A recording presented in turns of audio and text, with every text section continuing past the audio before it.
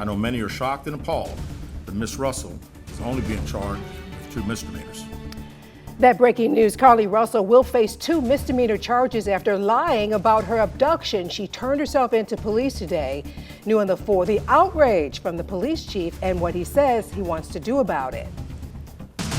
Live and on your side, WBRC Fox 6 News starts with breaking news. And then breaking news out of Hoover, this young woman who admitted to making up an elaborate abduction story now charged. This is Carlee Russell's booking photo taken moments after she turned herself in to the Hoover City Jail. It's a story we all have questions about.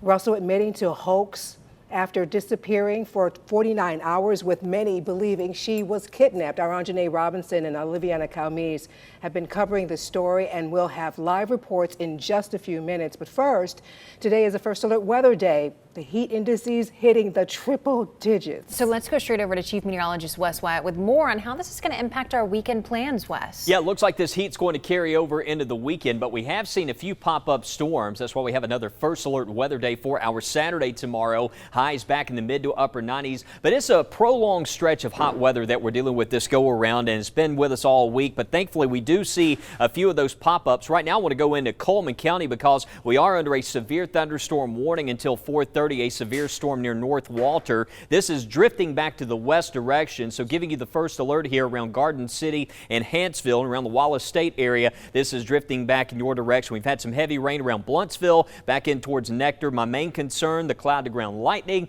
and there could be some damaging wind gusts with that. These storms kind of chaotic today where they're popping up, random motions. We've had some rain around Tuscaloosa. You can see some storms here around Lake Tuscaloosa. That's drifting back in closer to places like Coker and back into western Tuscaloosa County. And a pop-up storm with some lightning Columbiana to Shelby. So you need to be indoors. And again, a look at those storms there off to the north. But we're seeing quite a bit of development back to the east as well. Talladega to Waldo, a storm. This one seems like it's drifting slowly there off to the south. Margaret and Springville, look at all the lightning in here. That's showing over 90 strikes with these tiny storms. So the lightning certainly a big concern. But we'll see more of these. We'll continue to track this and more on that heat for the weekend and weather every 6 minutes.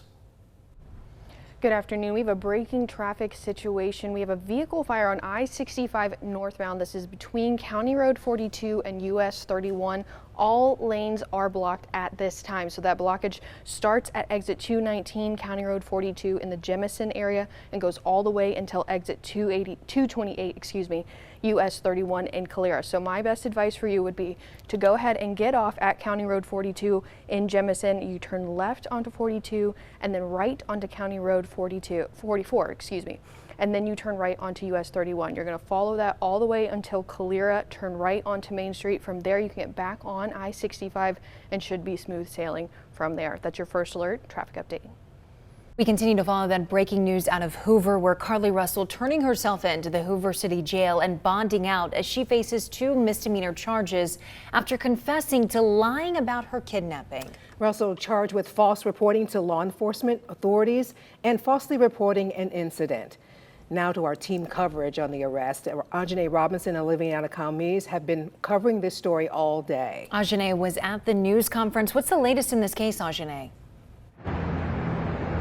Well, Sarah, Morgan, here's what we know so far. Carlee Russell has been charged with 2 misdemeanors. We know that those charges can carry up to 1 year in jail with a $1,000 bond. Now, Chief Durzis starting the news conference by saying Carlee's decision to fake her kidnapping and report a small child on the interstate caused panic and alarm. Today, the chief said he also agreed with the public on the frustration felt by many after countless folks dedicated their time and money into finding Russell, all for it not to be true. Now, Durzis says Russell is facing the consequences of her actions.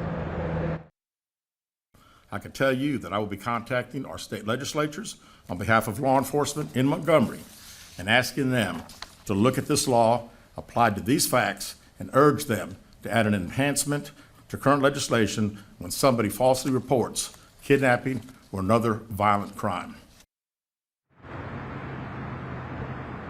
And city leaders telling me today they'll look at their own resolution to ask the state for tougher penalties. Now, we're also hearing from Carly's attorney, Emory Anthony. Our Liviana Counties has more information. Liviana, what is Carly's attorney saying? Yeah, Ajane, I spoke to her attorney right after that press conference that you were at today. I mean, we've been at Hoover City Jail where he tells us she was booked and released after those charges were made. And then he tells us just before the press conference. Now, we've been here, hours. We're watching and waiting at several different entrances around this Hoover City Jail. And we were more than surprised to hear that she had already been booked and released out of here, when many media outlets have been kind of watching every entrance here. But I was able to, like you said, catch up with Emory Anthony, Carly's attorney, right after that press conference and hear what exactly he had to say regarding how she dealt with today. He said it was a very difficult day for her, and he says that she is still working through these issues that have been mentioned in several of these press conferences in the last couple of weeks. He said that as far as what's next for her, she's got a journey ahead. He tells me, quote, "I would hope 100% that she will be on a better journey, and we will do what's needed to get her on that journey, and we will have to deal with some situations with her to get her there, but that's just part of the process." Now, we do know exactly what she was charged with, which are things that you mentioned here, but he did say they will be setting a court date soon, and I'll be keeping you updated with any new details about that. For now, live in Hoover, Liviana Kelmes, WBRC, Fox 6 News, on your side. All right, so let's break down a brief history of this case. You'll all remember Carly Russell was reported missing July 13th after she called 911 with that story about a toddler walking down 459. 2 days later, she turned up safely at her home. Just last week, Hoover police hosting that bombshell news conference, laying out her story and saying they cannot verify her kidnapping claims. And just earlier this week, Carly's attorney admitting in a statement that she lied about her disappearance. And breaking news, Hoover Police Chief Nick Durzis says because of the attention the Carly Russell investigation is getting, he is asking the state attorney general's office to take over the case. AG Steve Marshall joined Durzis today at the news conference. We don't see this as a victimless crime. There are significant hours spent, resources expended as a result of this investigation. And not only that, but the many men and women who are civilians that wore those yellow vests on a hot afternoon and evening looking for someone they thought was abducted, trying to be of assistance. We intend to fully prosecute this case and look forward to working with the Hoover Police Department moving forward. Now, Marshall says his office will check to see if additional charges are necessary in this case. We're on your side. Keep it right here. We'll keep you on top of the breaking news story as we learn more information. We will update you on air and on the WBRC News app. All right, Sarah, if you've been out and about today, certainly a very hot first alert weather day here across the state of Alabama, but you may have gotten a lightning alert on the Fox 6 weather app. You can tell some of us were getting a little bit of heat relief. Right now, the feels like temperature is 100 here in Columbiana. It's 77 in Tuscaloosa, 111 in Utah right now. But what a difference a little bit of that rain can make for us out there. There's a severe storm. Right now, you need to stay indoors if you're around Huntsville, the Nectar area, Cleveland here in Blount County. I'm seeing a lot of lightning in here. That's a severe storm. The National Weather Service Huntsville have issued that warning until 4:30 for Coleman County. That includes areas from near Holly Pine back to Huntsville and Garden City. You're also included there as well. But it looks like that storm right now, the more severe portion, staying off to the east of Coleman. But storms around Tuscaloosa, Springville, Trussville areas, back in towards Clay County, southern Shelby County as well. A lot that we're tracking there. Even down into Hale County, we'll go in and take a closer look at that coming up. Let me just show you tonight as you make those plans for this Friday evening. Those storms, well, those will dissipate. You can see there by 10 p.m. To midnight, rain chances coming to an end. So we'll show you the full 7-day forecast coming right up. I'm going to also have the Saturday, Sunday forecast. All right, Wes, right now is the perfect time to scan and tap to get our First Alert Weather Day QR code to download the free First Alert Weather app.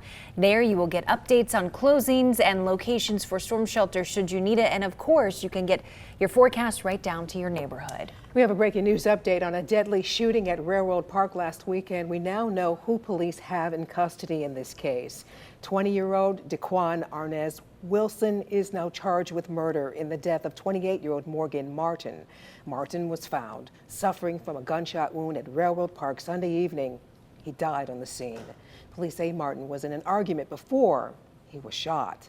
And Birmingham police also announcing a person in custody after a man was killed at a gas station. Police say Lawanza McCormick is charged with murder in the death of 58-year-old Cedric Reese. Now, police got to the scene and found Reese had been hit with an object, but he did not want to go to the hospital. Well, the next day, he was found dead inside his home. The coroner says Reese's death was due to the injuries he got during that assault. With school right around the corner, New on the 4, we're on your side with how you can get some free school supplies for your child ahead of the start of the year. And New on the 4, how children in West Alabama are learning about the business world with just a simple glass of lemonade.